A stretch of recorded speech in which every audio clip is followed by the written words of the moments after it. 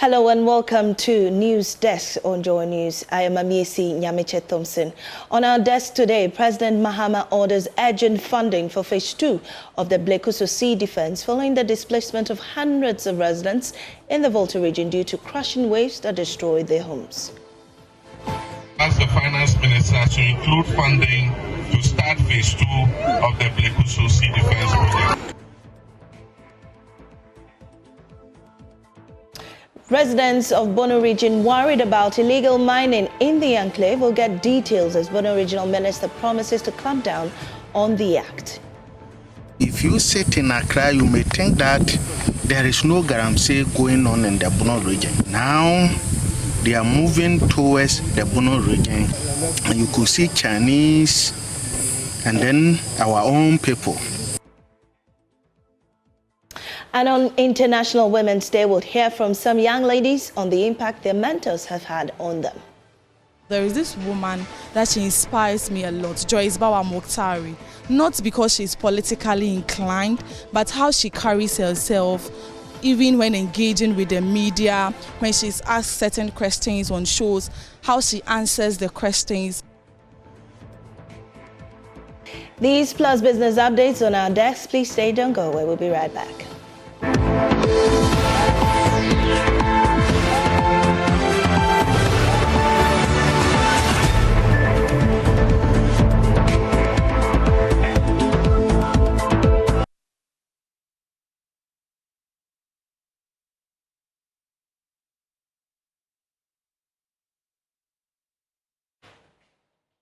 And on our first story, President John Dramani Mahama has directed Finance Minister Dr. Keta South Coastal to urgently secure funding for Phase II of the Blekusu Sea defense project, reinforcing his commitment to protecting coastal communities affected by tidal waves. The president visited Agaveji on Independence Day to assess the situation, which had displaced hundreds of residents. Acknowledging the devastation, he's asked the Finance Minister to allocate funds for Phase II of the Blekusu Sea defense project. The President, John Dramani Mahama, has toured the devastated coastal communities of Salakope and Agaveji, where tidal waves have left many families homeless. He assured residents that the government is taking their concerns seriously and promised to push for their issues to be included in the next week's national budget. Next week is going to present the budget. So I'm going to ask the Finance Minister to include funding to start Phase II of the Blekusu Sea defense project. For many residents, President Mahama's visit brings some hope, but their reality remains harsh. The once thriving fishing community is now struggling for survival as rising sea levels claim homes, businesses, and even schools. President Mahama also expressed concern over the housing units funded by Ghana Gas for displaced residents, describing the project as poorly executed. He noted that the area is waterlogged and prone to flooding, raising fears that the structures might not provide the relief residents desperately need. Before we came here, we went to the resettlement project that I believe or I've heard is being financed by Ghana Gas. I don't think the project was well thought through. The work is shoddy, and even the area where the resettlement is being built is a flood area. And so if it floods, it will affect those buildings too. As the affected communities await relief, pressure is mounting on the government to prioritize coastal protection projects and provide urgent support to displaced families. The people of Salakope and Agaveji remain hopeful, but the question remains, how soon will real action follow these promises? Ivy Satoji, Joy News, Salakope and Agaveji. Well, let's touch base with Togbi Anomo Tete, a chief fisherman at Salakope. And we also have on the line Selom Jako Ababil, who is an expert in coastal processes and hydrology. We'll be engaging in a conversation on this particular matter. But first, I start with Togbi Anomo Tete. Togbi, we're grateful for your time on News Desk. Kindly explain to me, how are you this morning? Do you have some place to sleep? Thank you very much. That's my name. And I say good morning to your listeners and the entire world as well. So, to your question, I'm doing well. Yes, I'm doing well. So, I'm under pressure at the tidal wave, but physically, I'm doing well. Yeah. Tommy, can you hear me clearly? Uh-huh. Kindly reposition yourself for me so we can also hear you from here. Thank you. Okay, so I'm asking, how is the place this morning? The place is a bit calm yesterday and today. It's a bit calm. I can say that. Yesterday, the president was in your area. You heard him speak. He talked about helping the community that has been devastated by the tidal waves. He talked about giving you some relief items as well. So far, how do you receive this message from the president? I can say this president is a president of the whole Ghana. He doesn't discriminate. He's actually a president. Whatever he told us yesterday, we know him a long time ago. During the time we were in the press, I can say, one time, he was available with us, sending a relief items to us, former government sending minor store. But as now, being a president, the time set up, and that is what it is. All us said that they will come and fix the plan, because we will advise the Mr. Finance to include our planning, the new budget and the incoming budget. We are very optimistic, hoping that it will do. We know what to do it, but sooner. All right, so that is Efo there giving us an update of the situation there, but we'll go back to him. Right now, let's engage Selom Jako Ababi, who is an expert in coastal processes and hydrology. We're grateful for your time, Selom, but kindly explain to us what's happening in that part of town. What really explains why they keep having this tidal waves there every now and again? Hello. Yes. Good morning to you. Good morning. Good morning to your cherished listeners. The problem around the shoreline of Keta is multifaceted and can be explained from a slightly broader perspective. You want to, first of all, imagine that the entire coastline of Ghana is actually undergoing erosion, chronic erosion, but at a very low rate. Some places a bit more than some other places. This situation of erosion began, let's say, a couple of thousands of years ago when sea levels started going up as a result of the world getting warmer. Keta itself and its environment, it's a recent sand accumulation. I say this, it sounds a bit academic, but between 5,000 and 3,000 years ago, that amount of sand accumulated in the area and formed the barrier formation on which the people live. Because it is not very old, it tends to settle down slowly with time. So you are a little bit of settlement, and the whole area seems to sink slightly. That's the first cause I can attest to. Second one is that there are some geologic formations which happened several millions of years ago when Africa split from South America, which has resulted in the whole area also sinking geologically. Slightly, it's very light, but it does sink. So we refer to this sinking of the area or subsidence as a isostatic sea level rise. What is happening there? Because it's going slightly down. It's not as high as it used to be, but that's on a very slow scale. Okay. Then, when we talk about coastal erosion or sea erosion, what we really mean is that more material is leaving the coastline than coming in.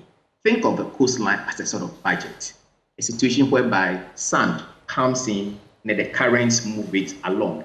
In our case, it moves eastwards or downdrift by the current along the shoreline. Then think of a situation whereby it's in equilibrium. What is coming in is the same as what is going out. That's a nice balance. And then think of a situation whereby we now don't have enough sand coming in, but what is going out will continue to go out. So there's a deficit there. That tends to be a more prevalent problem there. The Volta used to put a lot of sand in that system. Over time, the Volta has modified itself, doesn't put in so much sand. And then we have also dammed the Volta, creating a Kosombo Dam, which has significantly reduced the amount of sand it puts in there. So it has worsened or exacerbated the situation of coastal erosion along that shoreline. So this interplay of factors results in the Keta area being a hotspot for erosion. Again, imagine that there's really no consolidated material or rocks there that will slow down the erosion a little bit. And then other factors like human settlement, poor drainage, and so on and so forth, removal of mangrove cover because we cut down most of the trees.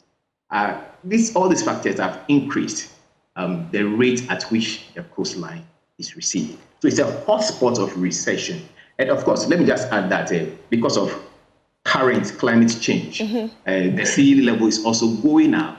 And then the surges, the storm surges you experience, be it tidal surge or wave surge, that is the water going above the mean level or the normal level, it's becoming more prevalent, more frequent. And once it goes above that, and the coastline, which serves as a barrier, is slightly lower, you expect the water to go over it and hence flood the back beach areas. So that's what you experience. Classic case of coastal erosion and associated flooding. Salom, stay with me. I'll come back to you. But currently we have the regional minister on the line with us. Mr. Gunu is here with us. We're grateful for your time on desk. What is the situation now as we speak? What's the update, sir? Yeah, good morning and thank you very much for the opportunity. The update is that yesterday we're fortunate to have His Excellency, the President of the Republic, in the community.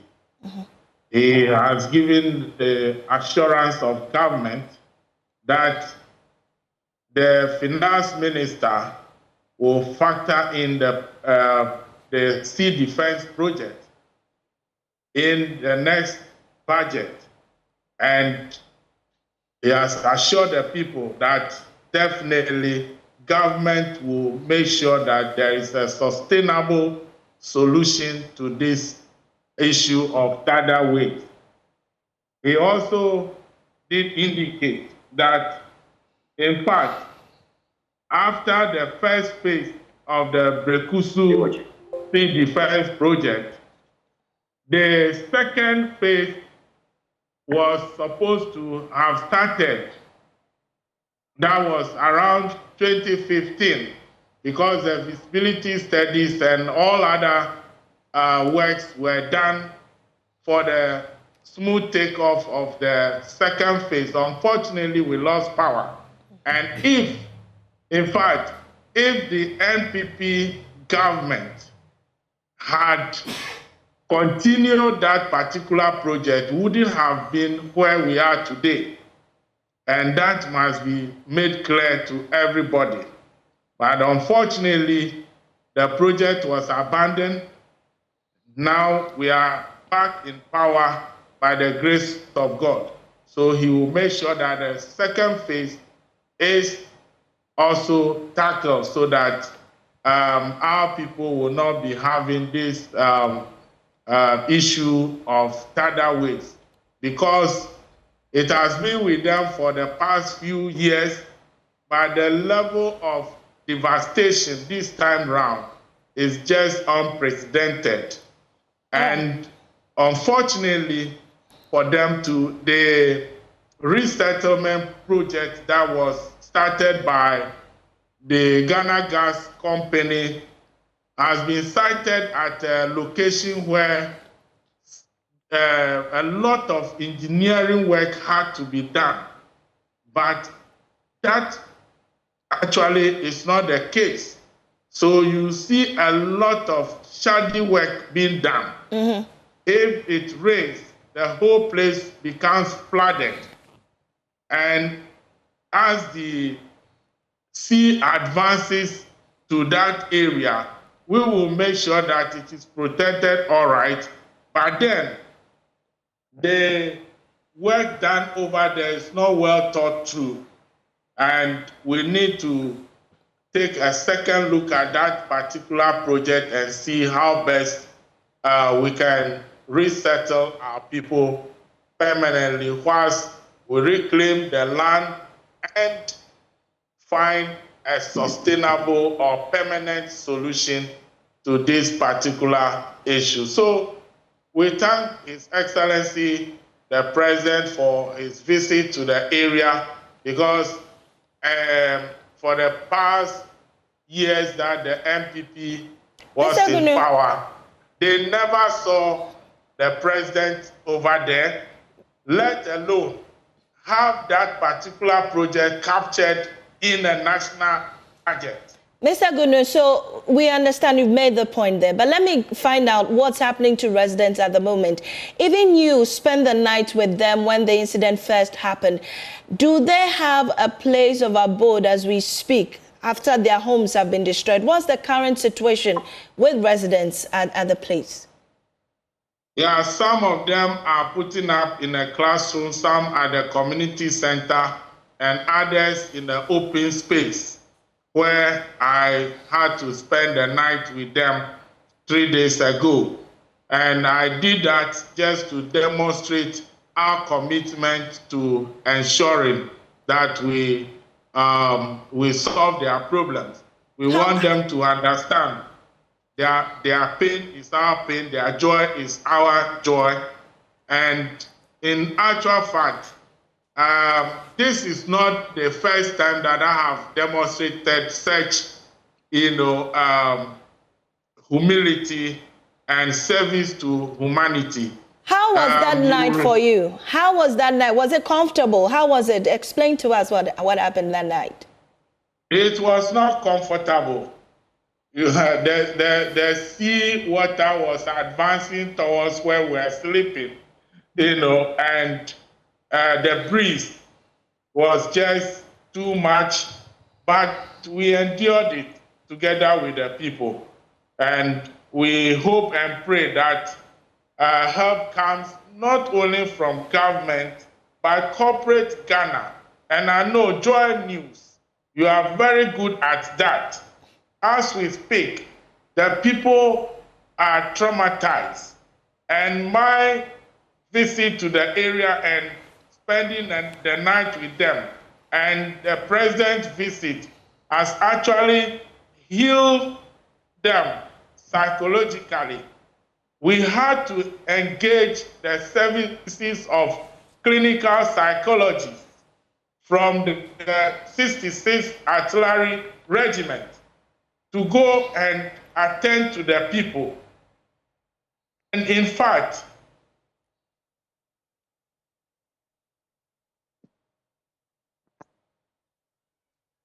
hello. Yes, we can hear you. Yeah. Are you back online? Yes. Fine. We also had to engage some medical doctors and nurses to ensure that they are screened health-wise. because of the situation in the area. You know, their cemetery has been taken by the sea to the extent that some people were exhuming dead bodies for reburial.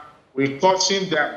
And then we've also noticed that some of them are forced to occupy structures that we cannot guarantee the structural integrity of those homes because the sea had taken over and then went back.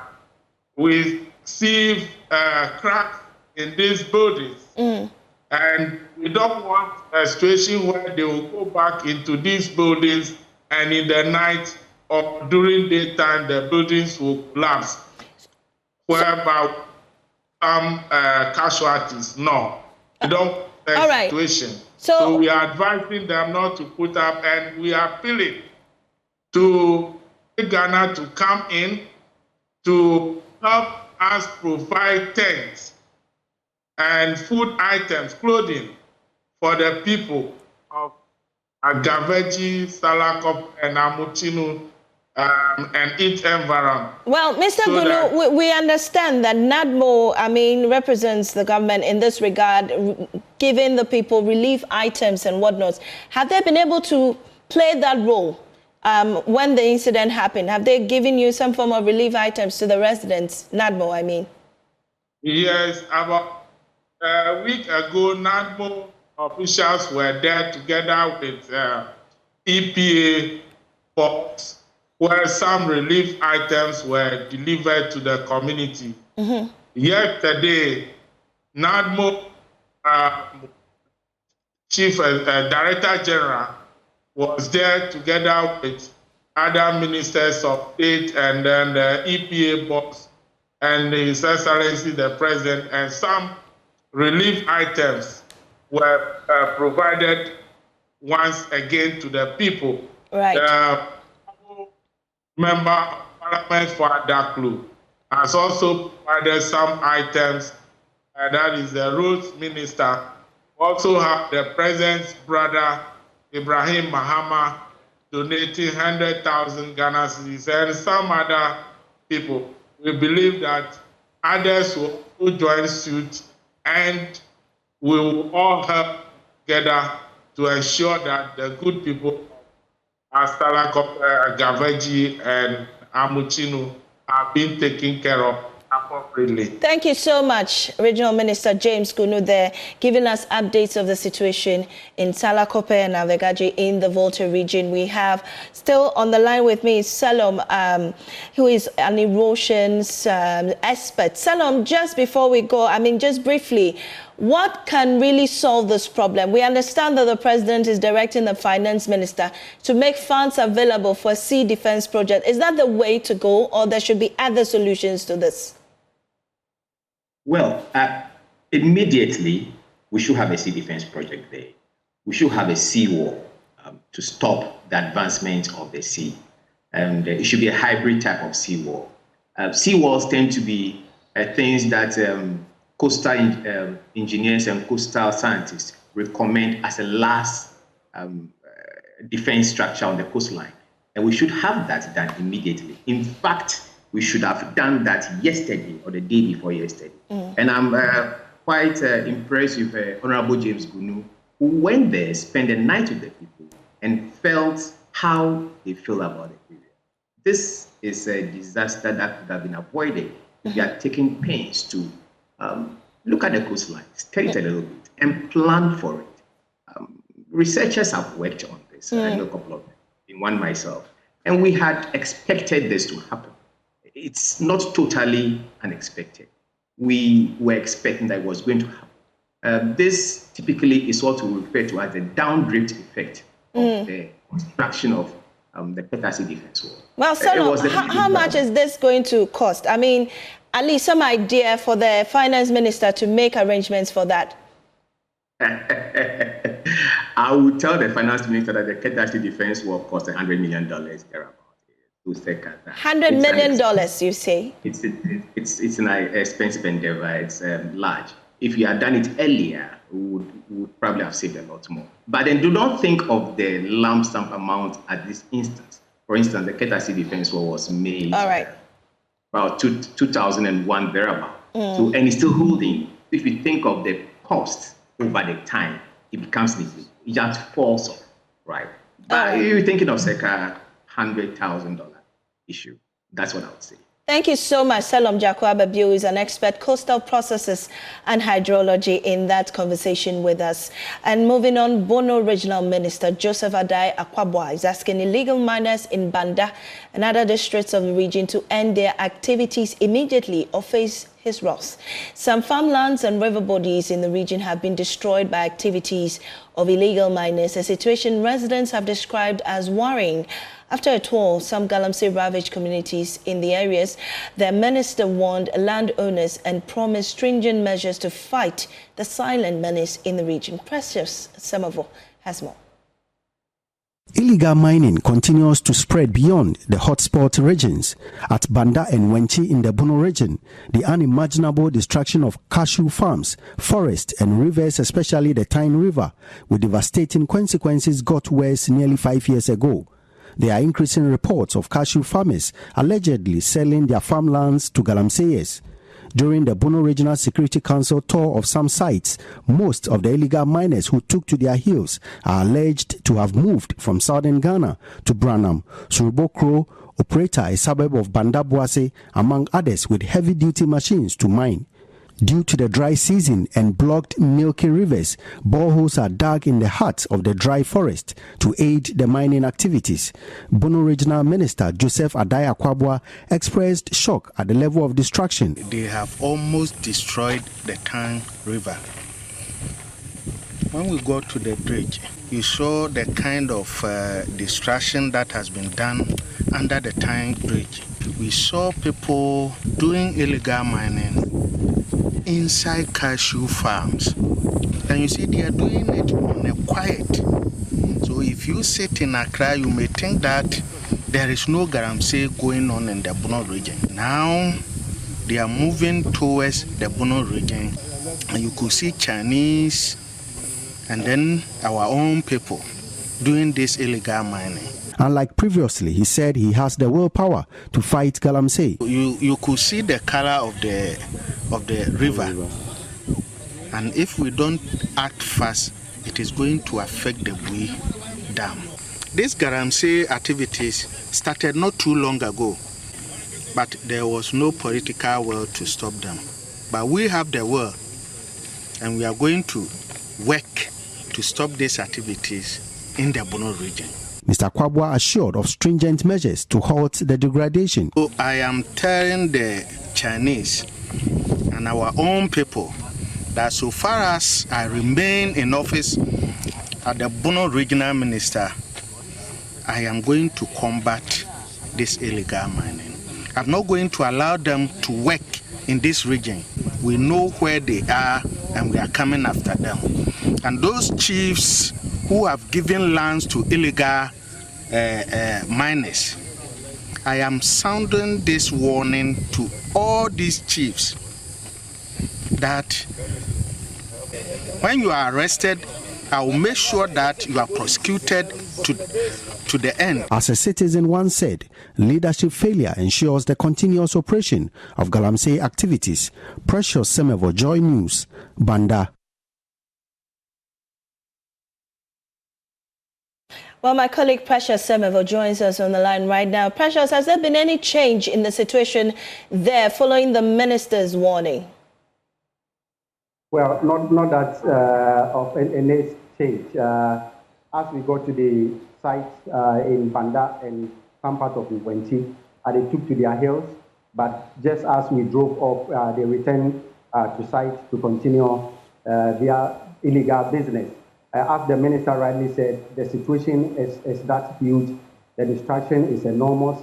And I'm sure the minister will need national attention from all other stakeholders, just as it's being directed to the other regions in order to stop this havoc being caused in the Bono region. And not only Banda, not only Wenchi, there are some other districts in the region that galamsey is springing up. but Banda and Wenchi appears to be the hardest hit district in the region, and a lot more needs to be done. There appears that as though this is happening downstream of the dam or the Bui River, if it continues upstream, that could pose danger to a special national asset, that is the Bui Dam, and a lot more needs to be done in order to arrest this situation. Farms, the cashew farms, rivers, and other things are all going down, and a lot more needs to be done to arrest this situation. It's quite a serious situation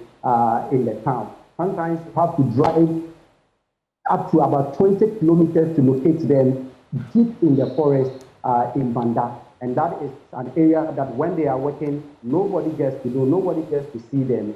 And if a lot more is not done, it will not pose well for the region and the country as a whole. Right, thank you, Precious. Let's speak to Erastus Asare Donko, who is part of a fact-finding committee by the Lands Minister to find solution to the menace. Erastus, have you been to this particular area in the Bono region yet? Give us an update on what's happening.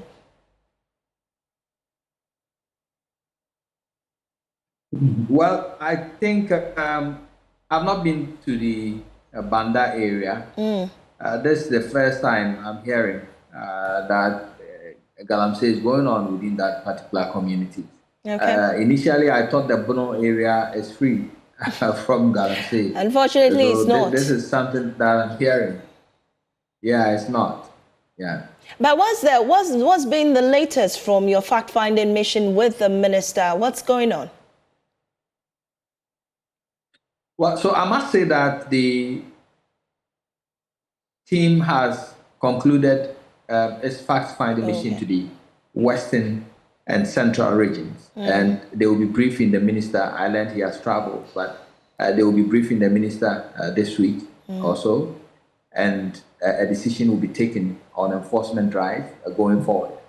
And other areas I know will be visited as well. So it's an ongoing thing, but the central and western region has been covered, and they are yet to present their report. What did you see? I mean, we've heard stories from you of these illegal miners, even at some point threatening and attacking your members on this fact-finding mission. Tell us more about what you've been finding. Well, so we've seen quite a lot, and to me, it is disturbing. People digging almost everywhere. We've been to Japa, Wasa Japa, and there the illegal miners boldly told the team that what they are doing there is illegal. In fact, we have them on camera. In due time, we'll be able to file those reports. But they were bold enough to say that, yes, what we are doing here is totally illegal. They say that they've been trying to get licenses. They've not been successful. So from the previous administration, they've been working within the town itself, excavating beneath buildings and all that. And we have been to Dunkwa, for instance, where they are mining very close to the main Dunkwa Northern Bridge. The town itself has seen huge excavations and others. When you go to the forest, so far we've been to the Tanoanya Forest Reserve in the Awi municipality. We've seen quite a lot. Those we found in the forest are still there as we speak, still mining with impunity. Some of them, the team was able to immobilize their equipment and drive them out of the forest. But per my checks, there are still various teams, illegal teams, who are still operating within the forest area. So we have taken quite a lot of information that I think in due course the ministry will have to act, and act very fast to prevent this canker from gaining roots. All right. Thank you so much, Erastus Asare Donko, who is part of a ministerial fact-finding team on illegal mining across the country. Also joining us is security analyst Dr. Victor Doke. Doc, grateful for your time here on desk. Looking at the audacity with which these illegal miners are ravaging communities, what strategies can government implement to dismantle their networks? Well, thank you very much, and good morning to you and your church viewers. I think, first of all, what government has to realize Dr. Doke, I can hardly hear you. If you could. Can you hear me? Now is better. Okay, right. So first of all, what government has to do is to realize and then confirm that there is a challenge with regards to fighting galamsey. Now, secondly, what they need to do is to come up with a national consensus with regards to having a national forum or symposium where stakeholders that matter with regards to mining, with regards to the environment, would come together and propose solutions, have a roadmap with regards to identifying all these networks of illegal mining, and then attack the situation with full force. The political will, as I see, is there, but there we need a holistic plan, we need a comprehensive plan with regards to fighting the illegal mining.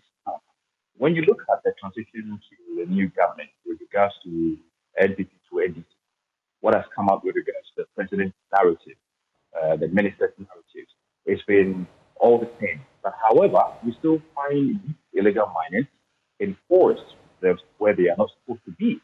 So it begs for the question as to what actually is the problem? What actually is the government not doing right? Are they willing to invest in resources? Resources where I talk about operational resources like drones to fly over, the vehicles, the manpower, capacity building for these security service who go there, and then even to sensitize the community. Because then you have these people from the community themselves going into these forest reserves and then mining. When you sensitize the community themselves, right, then you would have some people who would even volunteer information with regards to those who are perpetrating these illegalities. Now, until we do that, we will still see the same problem recurring. And the real conflict has not started. This is the conflict itself, but the real conflict has not started. The real conflict will start when there is no more land, arable land to farm, when there's no potable drinking water. And when it gets to that stage, then you will realize that we are heading towards a national crisis. When we talked about declaring a national emergency with regards to this menace, we didn't mean shut down the whole system with regards to small-scale mining. Now, this is an illegality. You could have a national emergency declared and then tackle this particular issue with full force and then revolt. And then it will send warning to those who are rethinking of what going into this illegality again. Right, we're grateful for your time, Dr. Victor Doke, who is a security analyst, been explaining more on the illegal mining menace that is ravaging communities in various regions. Our Regional Minister John Kwadwo Japon has urged the chiefs and people in Keta South Municipality to choose peace for development, adding that government would ensure lasting peace returns. He has revealed that his administration needs 4 million cedis to keep peace in the area for a period of 3 months. The minister has been speaking exclusively to our correspondent, Peter Senu. But you see, when there is no peace, there's no development. Yeah, people are running away from Nkwanta. Like you said, it's coming down, and we will not want it to come down. And I am very confident that when it comes, you know, to an extent that we have to do something to save Nkwanta, I am confident that the president will support us to do it. We'll do everything possible to bring calm to Nkwanta by all means.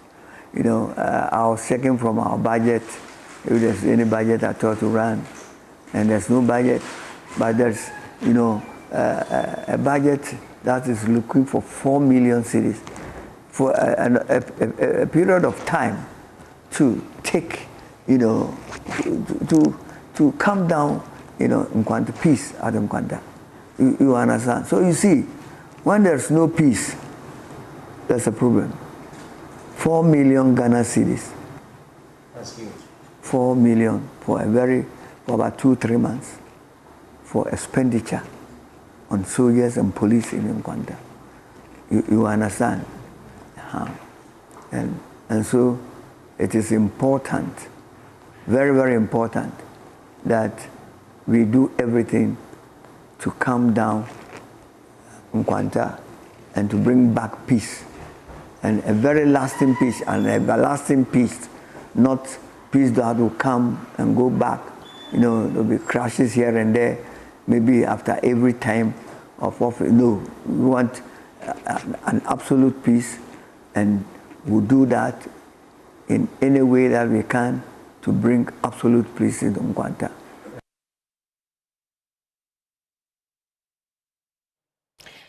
As we celebrate International Women's Day tomorrow, female students of the University of Media, Arts and Communications Institute of Journalism have been reflecting on the impact their mentors have had on their lives.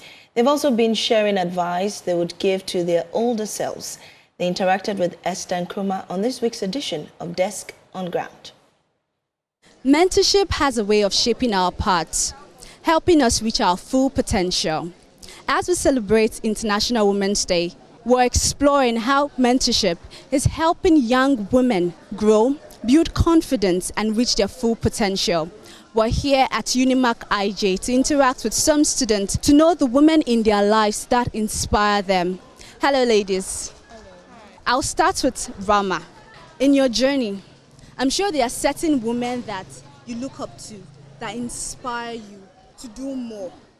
Yes. And so for me, I'm studying communication. So there are lots of women out there in the journalism field, in the communication field, and even in the political field that I look up to. When you come to the political field, there is this woman that she inspires me a lot, Joyce Bawa Mokhtari. Not because she's politically inclined, but how she carries herself, even when engaging with the media, when she's asked certain questions on shows, how she answers the questions. I mean, she speaks like she knows where she's going to. And when you come to the journalism field too, this woman, MFA Power, I admire her a lot. She's also very confident. When you watch her on TV, when she's interviewed, recently I enjoyed her interview with Afenyo Marken, because she's a woman, but she didn't allow the political leader to bully her. She was very confident, and I think it's because she's also passionate about her field, and she's always learning and training herself. First is my mom. She inspires me a lot, Madam Pisa Gunito. And then Anita Ekufu. She's a broadcast journalist and she works with Media General. She inspires me a lot in terms of the way she does her presenting and the way she hosts shows and all of that. I love the way she does it, and so I want to be like her. Myself, as a young lady and a Muslim, there are a lot of opportunities that if you want to, grab that, or if you want to achieve a certain point or target, you struggle to get there. So when I see any woman that has, work hard and get to a certain position, that person really inspires me, because I ask myself that we are living in a country or a nation where women suffer to get to certain positions. So when I see a woman at some level of maybe position, heading something, that woman inspires me. But there are two people that really inspires me. I'm a journalist. I'm studying journalism, and Anita Eskin. She inspires me in a lot of ways. The way she, command the profession when she stands in front of a crowd. The way she commands, the way she, like she will speak for the crowd to listen to her. She inspires me in everything she does. Aside from mentorship, what other resources do you think young leaders need for them to strive? I'll start with you, Felicia. Okay, I think networking opportunities. So I think creating networking opportunities for us, the young ones, so able to meet those we look up to and share their life experience with us. And also, I don't know, a little bit of funding. You see, there are so many young entrepreneurs, women coming up, but due to one or two things, they don't have the funding to go up there and to shine. It will really be nice. Mentoring and funding opportunities. So this year's Women's Day theme is for all women, girls, equity, empowerment. How does this resonate with you? I think this theme aligns with the affirmative action bill that has been passed. Yes, I think although it's like international theme, in the Ghanaian context, we can resonate with it more, and then we can use it to work. But like they've always said, leadership by example.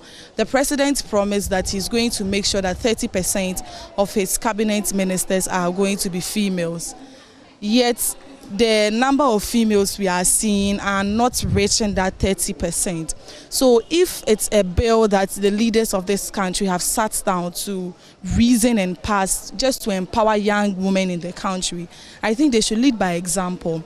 And then aside that too, I think when you come to various institutions, they are doing very well to eliminate this kind of perception that women are very weak, women are vulnerable, and for that reason they don't have any reason to compete with males in some kind of positions that they are looking up to.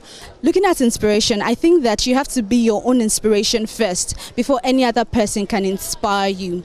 So if you had an advice to give to your older self, what would you tell her? To my older self, one word that I have come across recently that I really resonate with my older self is sophisticated. I want my older self to be that woman, very aware, very educated and intelligent. So to my older self, if you are listening, please be ready, because I am coming. I want my older self to be the best version of myself. I want my older self to hear that and stay true to herself, not let anyone bring her down, explore opportunities, network, and reach her full potential. Oh, my younger self overlooked a lot of opportunities, and as I'm here right now, when I reminisce on certain situations and encounters, I know that I made a lot of mistakes. Now to my older self, there are countless opportunities out there that you could grab to become better. So my older self, be vigilant, be aware, and be prepared to grab any opportunity that can push you to the next. Staying true to yourself, not giving up, keep pushing. These are advices they have to their older self. I've been interacting with students from Unimark IJ. As we mark International Women's Day, they've been sharing the women in their lives that have inspired them, and also they've been sharing advice to their older self. From Unimark IJ here in Accra, my name is Esther Esi Nkrumah. And happy International Women's Day to all women out there and girls as well. Right now, we'll take a break. We'll return with business.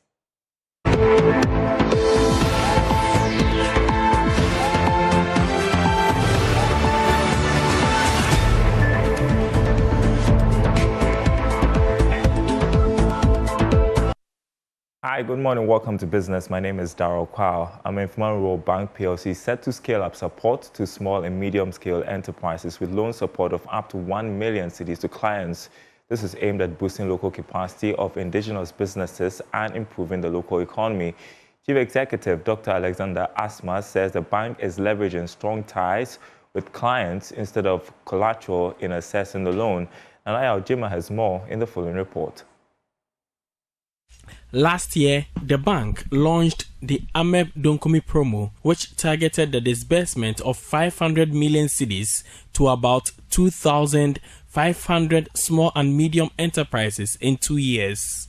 It offered up to 400,000 cedis to support small and micro-scale enterprises. According to management of the bank, between August and December 2024, over 200 million cedis was disbursed in the first leg of the promo. Dr. Asma is Chief Executive Officer.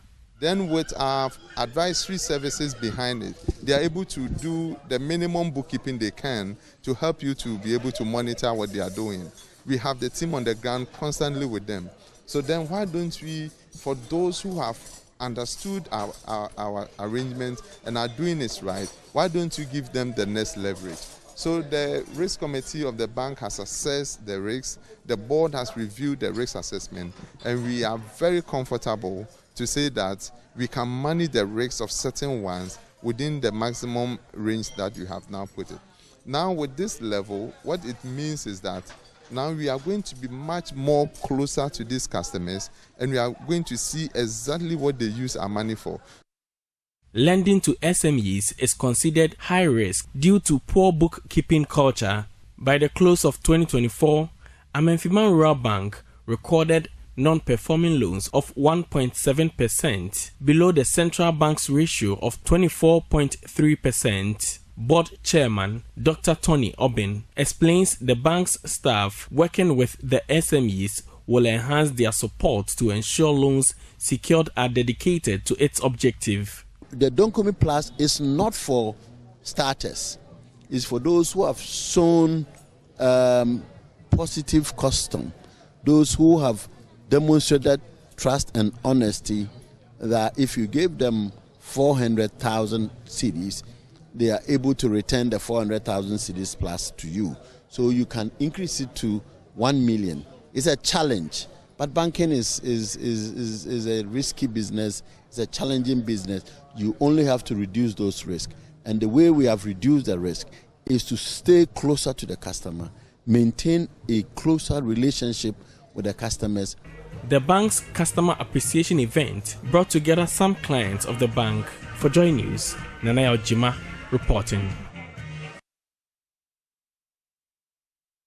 Now, Chief Executive Officer of Kasona Global Imaging Limited, John Chibu, has stressed the need for the new government to consider some more investments in technical education. This, he says, will also boost the private sector to support economic growth. He spoke to Joy Business. If we don't do it, who is going to do it for us? Who? What I'm begging is for other people like us to come join us. Not only that, we have to show that we are corporately responsible. We have to contribute to society. How do we contribute to society? For example, my wife just made a donation of a science lab to a middle school. Right? Give them a science lab. Why? So that our own kids will be up in STEM. Right? Science, engineering, technology, and mathematics. We need to start them from the ground up. When we had their flood, we were there. We make donations. Those donations is to show corporate responsibility. And we're asking other people that come here too, other companies that come here too, to join us. The first thing that brought tears to my eyes was I went from Takoradi. I flew to Takoradi. And I had to use the road from Takoradi to Takwa. Do you know what they do in Takwa? That's where they mine gold. Where they have all these heavy equipments. The road was a mess.